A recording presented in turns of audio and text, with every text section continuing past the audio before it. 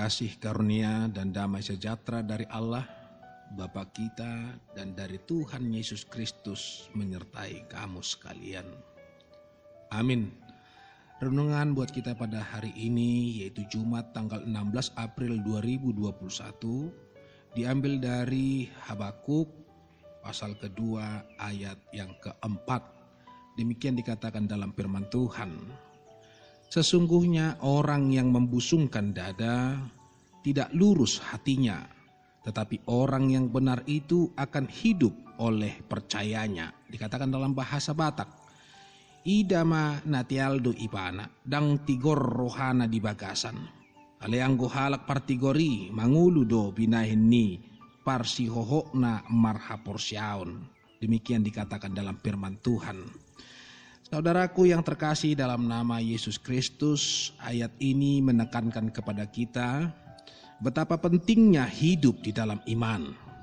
Sama halnya juga yang tertulis di dalam Rom pasal pertama ayat yang ke-17 atau Galatia pasal ketiga ayat 11, Ibrani 10 ayat 38. Hidup di dalam iman sangat penting, sebab itu yang menjadi pembeda antara orang yang mengenal Tuhan dan yang tidak. Kitab Habakuk berisi dialog antara Nabi Habakuk dengan Allah. Dimulai dengan keluhan Nabi Habakuk yang merasa seolah-olah Allah tidak peduli dengan kejahatan, ketidakadilan, dan penindasan yang dilakukan oleh bangsa Yehuda terhadap sesamanya. Kemudian Allah menjawab keluhan Nabi Habakuk, akan menghukum bangsa Yehuda dengan perantaraan bangsa Babel. Jawaban Allah ini kemudian membuat Habakuk bingung dan berkata kembali kepada Tuhan melalui doanya. Habakuk merasa tidak adil jika Allah menghukum bangsa Yehuda dengan perantaraan bangsa Babel. Namun di dalam kedewasaan iman, dia menanti jawaban Tuhan dengan sabar.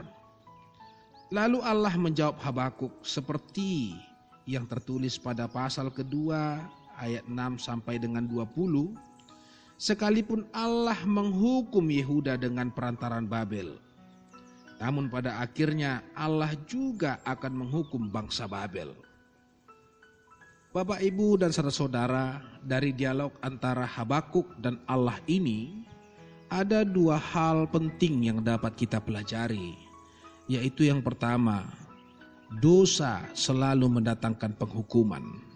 Siapapun jika berbuat dosa, pasti akan menerima penghukuman. Itulah sebabnya kita harus menjauhi dosa. Yang kedua, Allah mendengar dan menjawab doa kita. Dalam Habakuk pasal 2 ayat 4 ini ada dua karakter yang bertentangan. Yang pertama, orang yang menyombongkan diri menunjuk kepada Babel yang bangga dengan kekuatannya.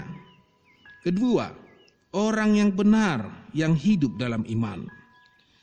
Sebagai orang benar, marilah kita selalu hidup menjauhi dosa, tetap berdoa, berdiri teguh, dan bertekun dalam iman.